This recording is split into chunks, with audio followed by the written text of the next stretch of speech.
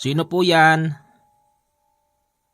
Pagbukas ng pintuan ng bata, nakita niya ang kanyang Lola Marga na may kasamang isang gwapong lalaki. Lola! Oh, Butchokoy, kamusta na? Si tatay mo. Andito po. Tay! Si Lola Marga. Oh, ate. May kasama ka. Ngayon ka lang yata nauwi. Medyo busy sa negosyo. Nasya ng mga anak mo, Narding, si Nick, at saka si Gary. Ay, si Nick, nasa Mindanao. Hindi ka kasi umuwi eh. Hindi mo tuloy alam na sundalo na ipamangkin mo. Si Gary, teka nga ate, bakit ba hinahanap mo lahat ng anak ko? Meron kasi akong pasalubong para sa kanila. Wow! Lola, anong laman ng bag na yan? Eto, pasalubong to ng lola mo. Teka, sandali lang na po. Wag naman lola. Butchokoy, baka naman pwedeng ate na lang. Oy! Ang Tia Marga, bumabagits na naman. Mano po, Tia? Teka, sino tong lalaki na to? Kasintahan ko. Sigurado na ba yan? Bakit nung huling uwi mo rito? Ibang lalaki yung kasama mo, Tia. Saka parang bumabagits na naman tayo ha. Medyo may kulay pa yung buhok mo, ate. Yan! Ate ang tawag mo sa akin. Masyadong nakakatanda kapag Tia. Sige. Tignan mo yung laman ng bag. Marami laman yan. Wow! Mga laruan! Tia ate, meron ba ako dyan? Aba syempre naman, Gary.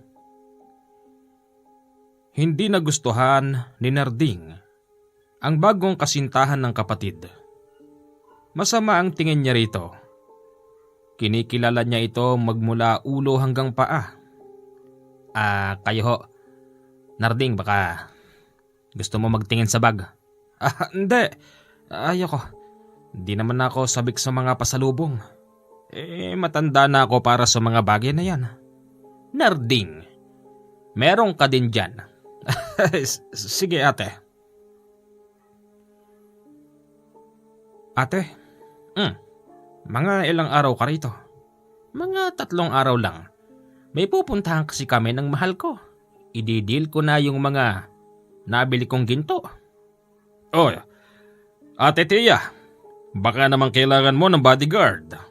Hindi na, Gary. Ako nang bahala sa tiya mo. Ginto kasi yan eh. Kailangan yung mapagkakatiwalaan.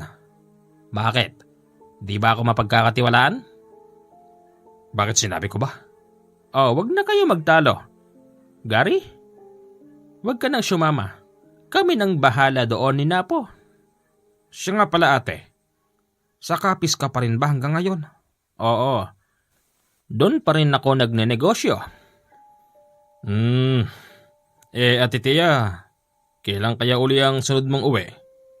Hindi ko alam, Gary. Ang importante, ate, dadalaw-dalaw ka pa rin. Matrona ka na. Hindi ka na magkakanak. Sa bagay na yan, bayaw, walang problema doon. Magsasama kami ng ate mo hanggang sa kamatayan. Sana nga, kasi nakiilang lalaki na si ate. Huwag mo nang ipaalala yon. Seselos lang ako eh. Sa gabing pagdating ni Marga at Napo, nagkaroon ng isang masayang kasiyahan sa gabing yun. Ultimong ang mga kapitbahay, imbitado. Bumili kasi ng 2 lechon at madaming alak para sa mga gustong mag-inom. Kinabukasan, umalis na si Napo at si Marga. Ate Tia, akala ko ilang araw pa kayo dito. Nako, hindi na. Yung kadil ko kasi baka magbago yung isip. Pupuntahan ko lang sa Maynila. Dadaan pa ba kayo rito? Pagpauwi na kayo. Di na. Diretso na kami ng Capiz. Basta wag kayong mag-alala rito kay Marga. Ako nang bahala rito. Di ba? Oo naman. Naghalikan pa si Marga at si Napo sa harap nila. Diring-diri naman noon si Gary at ang kapatid nitong si Narding. Yung pag-uwi ni Marga at ni Napo, pinag-usapan niyo ng mga tao sa kanilang baryo. Sabi nga ng mga tsismoso, malaki ang pinagbago ni Marga. Bukod sa ito'y naging galante, kapansin-pansin sa itsura nito na parang medyo ito bumabata. Fast forward. Makalipas ang 3 buwan, nakatanggap sila ng telegrama. Tao po! Ano yon? Sulat po. Pakipirmahan lang po nito. Sige. Pagtingin ni Gary sa sulat na natanggap niya, butil-butil ang kanyang pawis at maya-maya pa'y tumulo na ang luha ni Gary. Tay! Itay! Ano ba yung Gary? Tignan mo to! Tignan mo! Lumapit naman si Narding dahil sa medyo malabo na ang mata nito. Pinabasa niya sa anak niyang si Gary ang nakasulat. Sulat to ni Napo. Anong meron dyan? Tay, patay na raw si Tia. Ano? Aba, paano nangyari yon? At ang masakit pa rito, 1 buwan lang daw ang lumipas. Magmula nang galing sila rito, namatay na raw si Tia. Hindi naman maliwanag kung anong kinamatay. Diyos ko. Sinik. Paano sinik? Tumelegrama ka muna. Sige na. Oo. Agad na nagpadala ng telegrama si Gary sa kapatid niyang Sinik na nung mga panahon na yun, kasalukuyang nakadestino sa Mindanao. Nang matanggap ni Nick ang sulat, bumagsak ang mga luha niya. Tila ba naalala ng binata ang lahat ng naging kabaitan ng Tia Marga. Hindi ito totoo. Hindi ito totoo. Nang dahil doon, mabilis siyang kumuha ng bakasyon. At pagdating ni Nick sa bahay, doon ay napag-usapan nilang pupunta sila sa probinsya ng Capiz upang alamin ang totoong nangyari.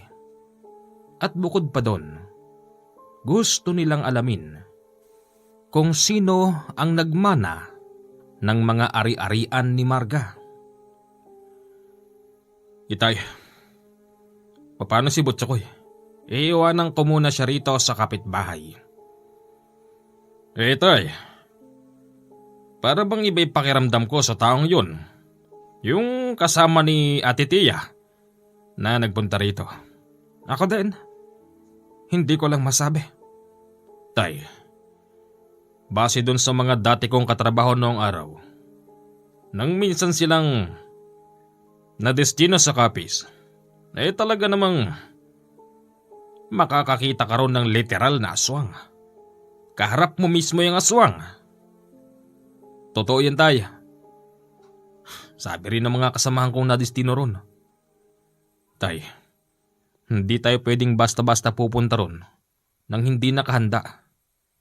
Mahirap na. Baka yung pagkamatay ng Tia Marga, sadya. Anong plano nyo, mga anak? Kung ako sa inyo, Lolo, Tiyo, Itay, magdala kayo ng madaming bawang at asin. Baka maraming aswang doon. Tumahimik ka nga dyan, Butchokoy. Kay bata-bata mo pa. Kay dami mong nalalaman. Yun lang kasi ang alam ko eh.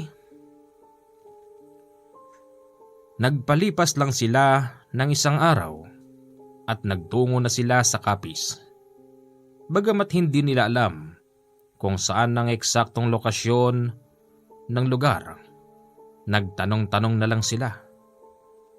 May kaluwangan din ng probinsya na yon, kaya't ang una nilang tinatanong, yung mga tao sa munisipyo, dahil doon, tiyak na kilala ang mga bawat tao sa bahay. Tay, walang nakakakilala rito kay Tia Marga. Ano bang tunay na pangalan ng Napo na yon? Parang nabanggit yon ni ate. Napo Solar? Nang sabihin nila yung pangalan na Napo Solar, meron ng taong nakapagturo. Agad nilang pinuntahan ang nasabing baryo kung saan makikita si Napo Solar. Pagdating doon, laking gulat nila dahil ang dami-daming tao. Ang dami naman tao rito, tay. Sino kaya tong mga to? Tsaka yung bahay na yan. Baka yan ang sa Tia Marga mo. Magtanong tayo. Nagtanong sila doon. Walang gustong magsalita ng tama hanggang sa namataan ni Gary, yung lalaking huling kasama ng kanyang tiya. Napo! Wika ni Gary. Agad namang lumapit sa kanya si Napo. Kayo na pala. Natanggap niyo yung telegrama? Oo, natanggap namin. Pwede ba kaming pumasok? Pwede. Ang pinagtatakahan ko lang, mga kasama, bakit kailangan niyo pang pumunta rito? Pinaalam ko na nga sa inyo na si Marga patay na. Brad, oo, namatay ang tiya. Di man ibig sabihin nun wala na kaming pakialam. Gusto rin naman namin madalaw yung puntod niya kung saan mo ba siya pinalibing. Nang sabihin yun ni Nick, halata sa itsura ni Napo na para ba itong namula at parang kinabahan. Ano, Brad? San ba kasi nakalibing ang tiya? Dadalawin sana namin. Siya nga naman. Tara, bukas na lang pala, medyo malayo kasi. Kumain muna tayo. Siya nga pala. Meron palang ibinilin sa akin si Marga. Bago siya mamatay, pinirmahan niya yon. Papabasa ko sa inyo. May binigay sa kanilang sulat. Halata naman yung sulat galing sa kanilang Tia Marga. Binasa yon ni Nick. Narding, Gary, Nick, kapag ako'y pumanaw na, huwag niyo sanang asahan na kahit na isa sa pag-aari ko'y may mapupunta sa inyo. Lahat ng ito, mapupunta sa minamahal kong si Napo at siya ang magtutuloy ng mga negosyo ko. Walang kumibos sa kanila pagkatapos yun basahin ni Nick. Pero ang sabi ni Napo, pirmado daw yon ng syota niya. Nasaan ang pirma rito? Nandyan sa likod. Yung sulat halatang si Marga ang gumawa. Pero yung pirma, halatang dinoktor lang ni Napo. Napo, wala namang kaming pakialam sa mga naiwang property ng tiya. Ang amin lang, sana maituro mo sa amin ngayon kung saan ba matatagpuan yung pinaglibingan niya. Para kahit ngayon din, aalis na rin kami dito. Ganun ba? Sige. Sumakay sila sa van at bumiyahe ng mahigit 1 oras.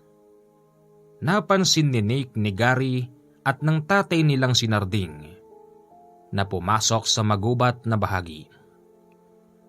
Napo, meron bang simenteryo dito? Meron. Dito ang libingan. Magtiwala lang kayo. Matapos nun huminto ang sasakyan. Pinababa sila. Brad, san ba? Doon. Diyan sa pataas na yan? Agad na naglakad si Napo Nagbubulungan ang magkapatid na Nick at Gary. Palagay ko, Nick, niloloko tayo nito. Palagay ko rin. Magsigsihanda kayo. Yung dalawang kasama niya, Nick, kaya mong patumbahin yon? Kaya ho, Itay. At kung mapatunayan kong niloloko tayo ni Napo, akong babali ng leeg niya. Bilisan nyo, malapit na tayo! Nang makarating sila sa isang puno, yung isang kasama ni Napo ay merong hinuhukay hanggang sa natagpuan nila ang isang lumang lapida. Ang nakalagay, Margarita Sulyanon. Teka, hindi Margarita ang pangalan ni Tia at higit sa lahat, hindi Sulyanon ang apelyido namin. Ano ba kayo? Ako. Sulyanon ako. Akala ko'y Solar ang apelyido mo. Gitna ko yun. Bakit Solar? Bakit Sulyanon ang apelyido dyan at saka Marga lang, hindi Margarita? Teka nga, ba't ba ang dami yung tanong? Tsaka isa pa, bakit luma na yung lapida na yan? Parang ilang dekada na yan nakalibing dyan. Di pa kayo makontento. Gusto nyo pahukay ko pa yung labi ng atin nyo Nasisiguro ko sa inyo, buto na lang ang natira dyan. Ababastos ka. Hindi mo na kami ginalang. Kayo tong mga bastos Sinamahan ko na nga kayo. Ganyan pa mga asal ninyo. Tay, siguro mas makabubuti. Lumapit tayo sa munisipyo. Humingi tayo ng permiso. Bakit kuya? Anong plano? Ipahukay natin ang bangkay ng Tia. Iuwi natin sa atin. Tama. Tama si kuya. Sige. Yun lang pala Hinukay nga nila ang pinaglibingan ni Marga. Kaya lang, halos hindi mo na makilala. Tunay ngang buto-buto at halos durog-durog na. Teka sandali. Ilang buwan pa lang nakalibing si Ate Marga. Kabilis naman. Nagdududa ka ba? Gusto mo ipa-examine mo pa Yung style na to para bang taon nang nakalibing. Brad, niloloko mo ba kami? San ba talaga nilibing ang Tia? O baka naman buhay pa siya? Yung totoo. Huwag ka mag-alala. Wala kaming pakialam sa mga ari-arian niya. Sa'yo na yun. Lalo na yung mga gintong nabibili niya. Yan na nga yun. Lolokohin ko ba naman kayo? Para hindi na humaba pa ang usapan, kinuha nila ang mga buto at sinilid sa bag. Sige, umalis na kayo. Huwag na kayong babalik dito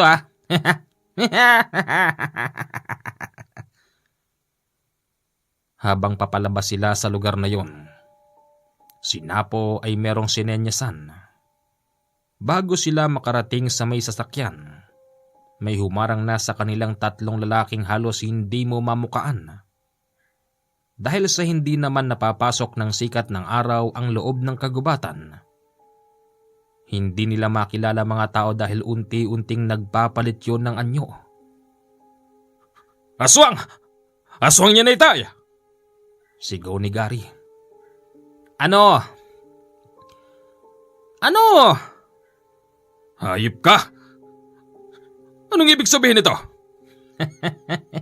Wala naman sanang problema Masyado lang kayong mabusisi. Tsaka isa pa, alam ko namang hindi kayo naniniwala na buto ni Marga yung dala nyo. Sa totoo lang, wala naman sa planong ipatitira ko kay Rito Kaya lang alam kong meron kayong pinaplano. Hoy! Paalisin mo tong mga nakaharang dito. Para sabihin ko sa'yo, kahit wala akong baril, kaya kong patumbahin tong mga alipores mo.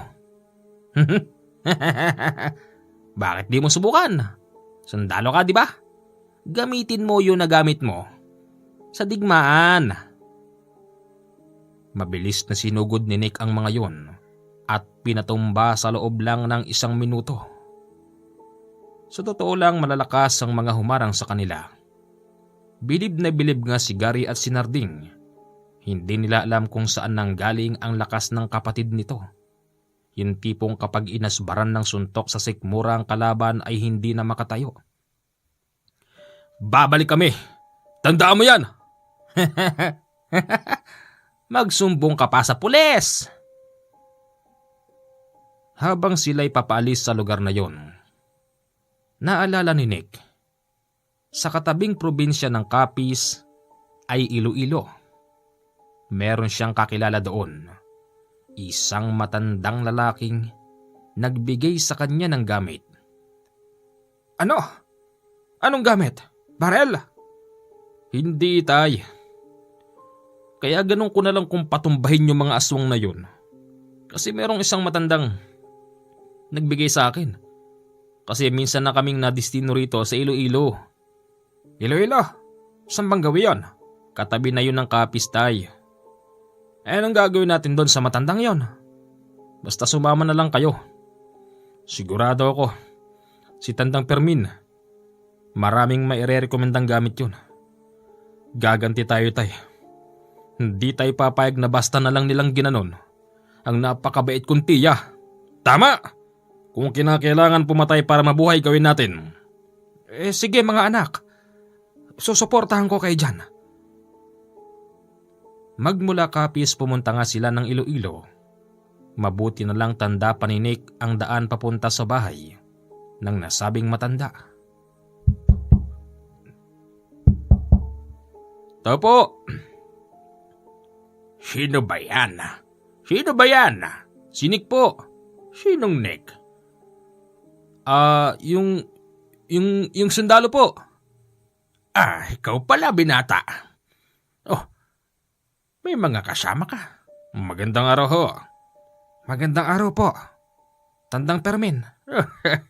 Makamatanda ka naman.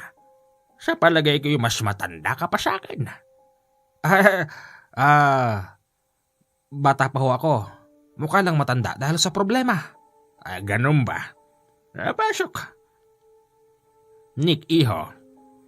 Ano bang atin at mukhang may sadya kaya ta sa akin dito? Kamusta na yung gamit? Kanina nga lang po napakinabangan ko eh. Talaga? Bakit? May nakalabang ka bang aswang? Meron po sa Capiz. Ano? Diyan kayo nanggaling? Anong sinadya mo dyan? Hindi ho kasi kami makapaniwala na yung tiya namin patay na. Patay na? Opo. Pinuntahan po namin dyan. Ang masakit doon, yung pinakita sa aming labi, hindi na makilala. Totoo po yun. Para bang ilang taon nang nakalibing. Pero ayon doon sa telegrama ng napo na yun, kailan lang namatay ang tiya Marga. Ganun ba? Alam nyo sa nakikita kong nangyari dyan, Nick. Baka yung katawan ng tiya Marga mo pinakinabangan pa ng mga aswang dyan sa Capiz. Ano? Anong ibig niyong sabihin doon? Baka yung laman niya'y kinain. Ganun ba ibig mo sabihin, Tandang Fermin? Ganun na nga, Narding. Hindi. Diyos ko! Sumiklab ang galit sa muka ng tatlo. Hanggang sa tinanong ni Nick kung meron bang magagamit para balikan ang mga yon. Positibo naman kasing merong kakilalang aswang sinapo. Dahil nga hinarang sila ng mga yon. Ang isa pang iniisip ko dyan, Nick. Baka yung mismong napo na yon, aswang. Sa palagay ko, sadya niyang pinatay ang Tio Marga para ang mga ari-arian niya rito sa Capiz siya makinabang at ang mga kalahin niyang aswang. Yun na nga, Gary. Kung ganon, gaganti tayo. Ipapalasap natin sa Napoleon na yan ang gante ng angkan ni Ate Marga. Tandang Fermin, baka naman pwedeng makahiram ng gamit. Ay, walang problema sa mga gamit na yan. Pahihiramin ko kayo pero isosoli nyo sa akin, ha? Susuli po namin. Makakaasa po kayo. Pumasok si Tandang Fermin sa kwarto. Paglabas niya, meron siyang dala na isang malaking baul. Pagbukas noon, agad silang pinagbibigyan ng tig-itig isang gamit. Ano naman magagawa ng kutsilyo na to? Huwag mong mamaliitin yan. Hindi yan basta kutsilyo lang. Bala raw yan. Babad yan sa iba't ibang pangontra. Ito ba para sa akin? Baka naman pwedeng mahiram tong Huawei na to. Sige, kunin mo lang. Yung sa akin po. Dahil sa sundalo ka naman, Nick, at bihasa ka sa baril, ipapahiram ko muna sa itong Magnum 357 ko. Tatablan ho ba sila ng bala niyan? Sa akin nang galing yan, Nick. Bago ko to isilid dito sa baul, yung mga bala niyan, babad sa mga orasyon at pangontra. Nasisiguro ko kapag tinamaan mo ang aswang, unti-unti siyang magiging abo. Ay, Tandang Fermin, yung sa akin po. Sa'yo ito. Ano bang tawag dito? Bakit may tules? Buntot pagi yan, tay. Kapag ba tinamaan ko rito aswang, anong mangyayari? Ay, nasisiguro ko naman sa'yo, Narding. Mahahati ang katawan ng aswang. Pero paano naman po kung matataas na uri ng aswang ang makakalaban namin? Kasi sa palagay ko, malalakas yung aswang doon. Kasi kahit nakatanghalian, kaya nilang magpalit ng anyo. Tandang Fermin, sasamahan mo ba kami? Naku, hindi. Kayo nang bahala dyan. At kung usaping malalakas naman ang mga aswang huwag kayo mag-alala. Hindi nyo man ako kasama. Gagabayan kayo ng kaibigan ko. Sinong kaibigan naman yun? Basta. Hindi kumpiyansa yung tatlo sa mga pinahiram na gamit. Pero ang matandang Fermin, paulit-ulit sinasabi na marami na raw napaslang ang mga gamit na yun. Siya nga ho pala. Itong medalyon na to. Susoli ko pa ba to sa inyo? Pwede. Kapag nagretiro ka na sa serbisyo. Teka, ilang araw ka na bang nakabakasyon? 3 araw lang po sana pa alam ko eh. Nako, Nick, baka maawol ka niyan. Bahala na, Kuya Gary. Bahala na kung saan ako makakarating. Hindi sila agad pumunta sa lugar na yon. Kasi pinapahupa muna nila ang nangyari. Sasalakay na lang sila kapag malamig na. Doon muna sila nanuluyan sa bahay ng matandang Fermin. Doon inistima sila ng maigi at nakita rin nila kung gaano kahusay ang matandang Fermin pagdating sa larangan ng panggagamot.